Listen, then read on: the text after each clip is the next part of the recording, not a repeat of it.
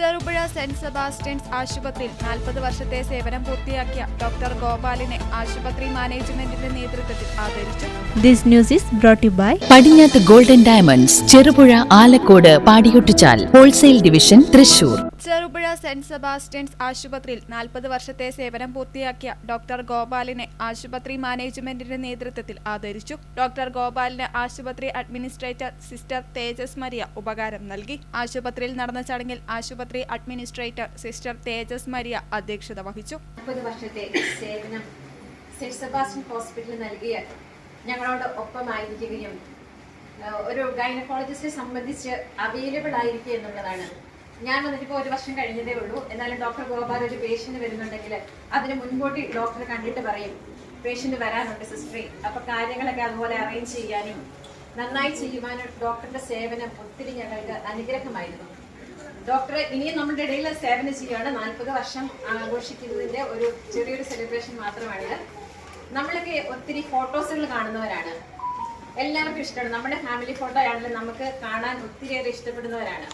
അപ്പോൾ നമ്മുടെ മനസ്സിന് ഒരു ആസ്വാദ്യത നൽകുന്ന, നമ്മുടെ ഹൃദയത്തിന് സന്തോഷം നൽകുന്ന ഒരു പിക്ചർ ആയിരിക്കും ഒരു അമ്മയുടെയും കുഞ്ഞിന്റെയും ചിരിക്കുന്ന മുഖം. കുഞ്ഞായിരിക്കുമ്പോൾ ഒരു കുഞ്ഞ് അമ്മയെ നോക്കിയിരിക്കുന്ന ഒരു ചിത്രം ആരുടെ മനസ്സിനും ഒരു ആസ്വാദ്യത നൽകുന്നതാണ്. ഒരു ലേഡി പ്രഗ്നന്റ് ആകുമ്പോഴും അവൾ സ്ത്രീ മാത്രമാണ്. എന്നാൽ ഒരു കുഞ്ഞിന് ജന്മം നൽകുമ്പോഴാണ് അവൾ യഥാർത്ഥത്തിൽ അമ്മയാകുന്നത്. ഈ പ്രദേശത്തിന് ഒരു അനുഗ്രഹമായി ഒത്തിരിയേറെ കുഞ്ഞുങ്ങളെ ആദ്യമായി തൊടുവാനുള്ള ഒരു ഇത് ലഭിച്ചിരിക്കുന്നത് ഡോക്ടർ ഗോപാലിന് മാത്രമാണ്. പീഡിയാട്രിഷ്യൻ ആണെങ്കിലും അത് കഴിഞ്ഞിട്ടാണ് കാര്യങ്ങളിൽ വഴിയായിട്ട് ഇവിടേക്ക് വന്നിരിക്കുന്നവരും ഇന്ന് ഒത്തിരിയേറെ നല്ല രീതിയിൽ നല്ല സേവനം ചെയ്യുന്ന ഒത്തിരി മിടുക്കരായവരെ ഒരു പ്രോബ്ലവും കൂടാതെ എടുത്തത് കൊണ്ടാണ് അവരൊക്കെ നല്ല നിലയിൽ ഇന്നായിരിക്കുന്നത്. അതിന് ദൈവം ഡോക്ടർ ഗോപാലിന് പ്രത്യേകമായ കൃപകൾ നൽകിയിട്ടുണ്ട്. ഏറ്റവും സൗമ്യതയോടെ നമ്മൾ പഠിക്കുമ്പോൾ ആന്റിനറ്റൽ പീരീഡ്, ഇൻട്രാനറ്റൽ പീരീഡ്, പോസ്റ്റ്നറ്റൽ പീരീഡ് എന്നൊക്കെ പറഞ്ഞിട്ടുണ്ട്. ആ ഇൻട്രാനറ്റൽ പീരീഡിലാണ് ഏറ്റവും ക്രൂഷ്യൽ ആയിട്ടുള്ള ഒരു പീരീഡ് എന്ന് പറയുന്നത്. അപ്പം ആ പേഷ്യന്റിന്റെ അടുത്ത് ഏറ്റവും സൗമ്യതയോടെ സ്നേഹത്തോടെ നിന്നുകൊണ്ട് അവർക്ക് വേണ്ട ഒരു കുഞ്ഞിന് ജന്മം നൽകുവാൻ വേണ്ടിയിട്ട് നല്ല മനസ്സുള്ള ഒരു ഡോക്ടറിന്റെ സാന്നിധ്യമാണ് ആവശ്യം. അങ്ങനെ ഒരു സാന്നിധ്യമാണ് നമ്മളുടെ ഡോക്ടർ ഗോപാലൻ. ഒരു ഡോക്ടർ എന്ന് പറയുന്നത് ഒരു സ്ഥാപനത്തില് വളരെ അനുഗ്രഹമാണ്. പ്രത്യേകിച്ച് ഡോക്ടർ ഗോപാല് ഈ 40 വർഷം പോലെ ഇവിടുത്തെ സ്റ്റാഫിനും ഡോക്ടറിന്റെ അടുത്ത് ഏത് സ്റ്റാഫ് വന്നാലും ഡോക്ടർ അഡ്ജസ്റ്റ് ചെയ്യുമായിരുന്നു. ഒരിക്കലും പരാതി പറയാത്ത ഒരു വ്യക്തിത്വം, അതുപോലെ വളരെ ആത്മാർത്ഥതയുള്ള ഒരു വ്യക്തിത്വം ആയിരുന്നു ഡോക്ടറിൻ്റെത്.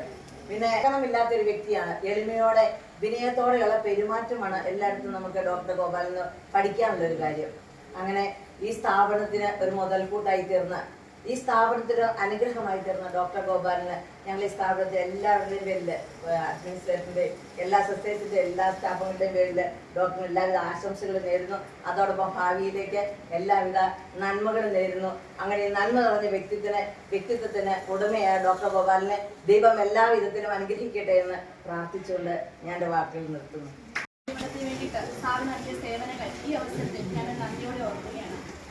സാറിന്റെ മുന്നോട്ടുള്ള ജീവിതത്തിൽ എല്ലാ അനുഗ്രഹങ്ങളും പ്രാർത്ഥനകളും ഞങ്ങൾ ആശംസിക്കുകയാണ്. Sister Jonsina, sister Lilly Theres, sister Tesna, Tindo Joby, Anoop Thomas എന്നിവർ പ്രസംഗിച്ചു.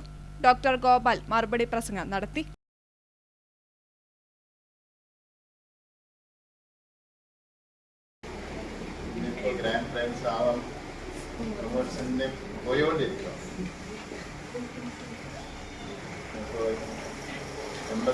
ഫെബ്രുവരി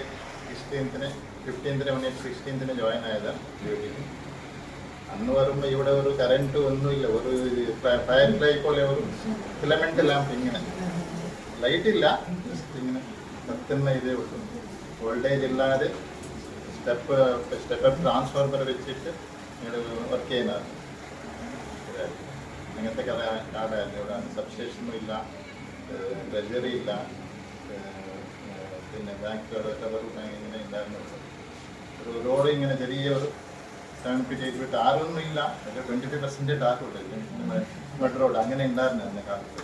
അത് നല്ല ഇമ്പ്രൂവ്മെൻ്റ് ആയിട്ടുണ്ട്. ടൗൺ എന്ന് പറഞ്ഞാൽ അന്ന് വന്നപ്പോൾ അനസ്തീസിയ ഇല്ലാതെ എത്രയോ ടെൻഷൻ എടുത്തിട്ട് വർക്ക് ചെയ്യുന്ന കാലമായിരുന്നു.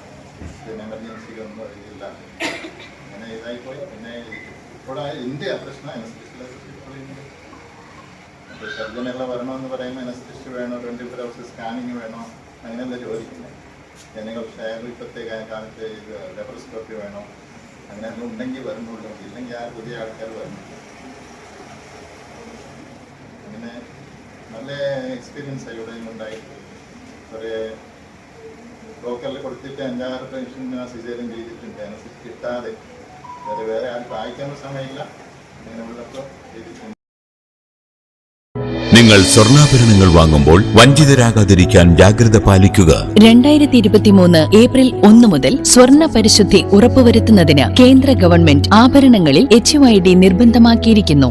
100% ആഭരണങ്ങളും HUID മുദ്ര ചെയ്ത മലയോര മേഖലയിലെ ഒരേയൊരു jewellery Padinjath golden diamonds, Cherupuzha, Alakode, Padiyotchal, wholesale division, Thrissur.